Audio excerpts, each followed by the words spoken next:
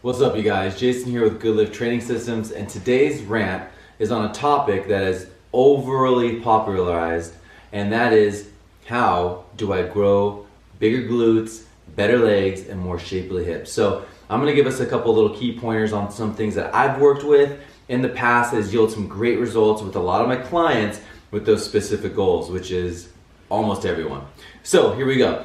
There is a specific template that I like to run with my clients, and hopefully this will shed you new light on how to set up your routines to create a good variety of specific movements that is going to help stimulate your tissue in the best way possible for growth. 2 disclaimers. Number 1, proper nutrition is always going to help you grow your best, so make sure you get your diet tight. And number 2 is learning proper and full range movements on all of your exercises. But with that being said, and if those engaged, here we go.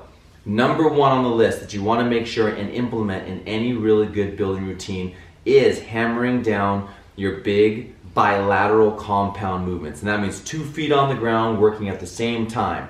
This could be your squats and any variation of your squat, deadlifts, leg press, etc., etc., Smith squats, you name it. Make sure and get a big compound movement in, because when you're working all those muscles at one time, you're releasing the most amount of growth signals and stimulus to your body that's going to create change.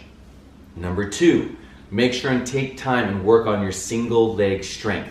So if you're doing any sort of lunge variation, step up, single leg press, etc., Bulgarian split squats, you name it. Anything that you are isolating that single leg with for strength in those full ranges of motion is going to help balance out, again, your dominant and your weaker leg, to make sure that we are developing the structural tissues in those legs evenly.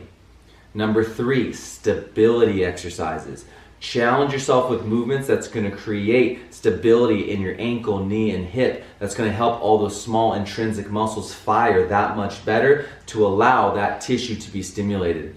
And number 4, make sure you do your isolating exercises. If you're noticing a lacking part on your legs, if it's your hamstring, quads, glutes, hips, you name it, make sure and work those accessory exercises and at the end of your workout, so they don't compromise any of your main big movements for growth and stimulus. So when you guys put together a proper program and you're looking for exercises to insert into that routine, always go bilateral compound movement, means 2 feet working at the same time. Single leg exercise, stability exercise and movement, and then work your accessory for the day.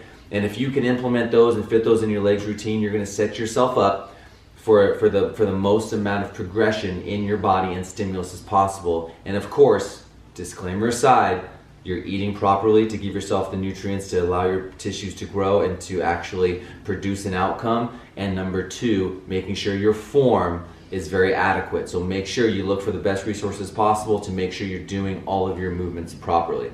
That is my template. Compound, single leg, stability, accessory, boom, you guys got it. Hopefully you guys take that into some light and add that to your routine. So till next time.